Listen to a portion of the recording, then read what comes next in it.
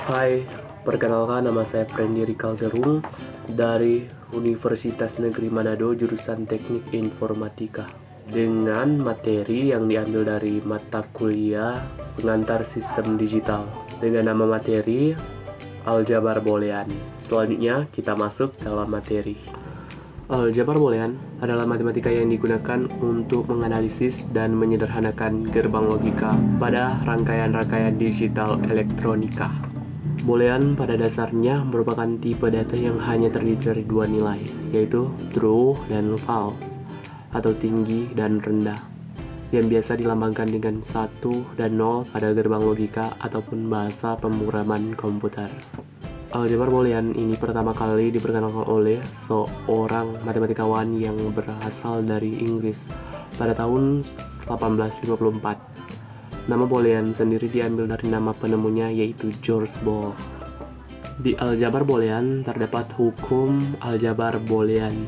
Hukum ini digunakan untuk mengurangi dan menyederhanakan ekspresi Boolean yang kompleks sehingga dapat mengurangi jumlah gerbang logika yang diperlukan dalam sebuah rangkaian digital elektronika.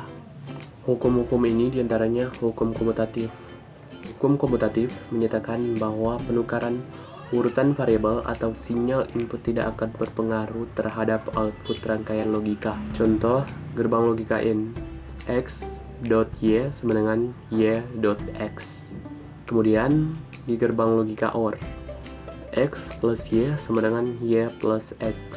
Kesimpulan, pada penjumlahan dan perkalian, kita dapat menukarkan posisi variabel atau dalam hal ini adalah sinyal input. Hasilnya akan tetap sama dan tidak akan mengubah keluarannya. Yang kedua, hukum asosiatif. Hukum ini menyatakan bahwa urutan operasi logika tidak akan berpengaruh terhadap output rangkaian logika. Contoh, dalam logika N, w dot dalam kurung x dot y sama dengan dalam kurung w dot x tutup kurung dot y. Kemudian dalam logika OR, w plus dalam kurung x plus y sama dengan dalam kurung w plus x tutup kurung plus y. Kesimpulan, pada penjumlahan dan perkalian, kita dapat mengelompokkan posisi variabel. Dalam hal ini adalah urutan operasi logikanya.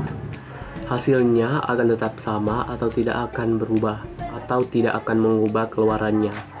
Tidak peduli yang mana dihitung terlebih dahulu, hasilnya tetap akan sama. Tanda kurung hanya sekedar untuk mempermudah mengingat yang mana akan dihitung terlebih dahulu.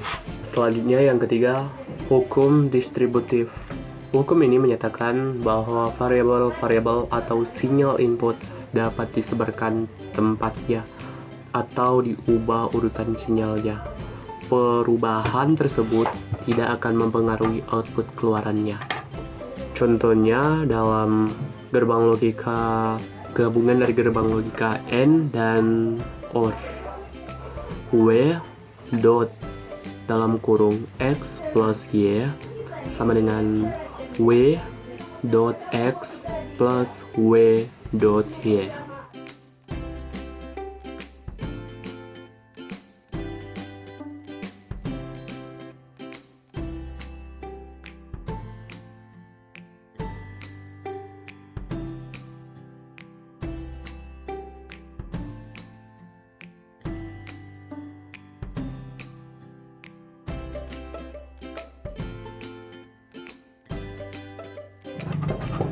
Terima kasih telah menonton video saya. Sampai jumpa.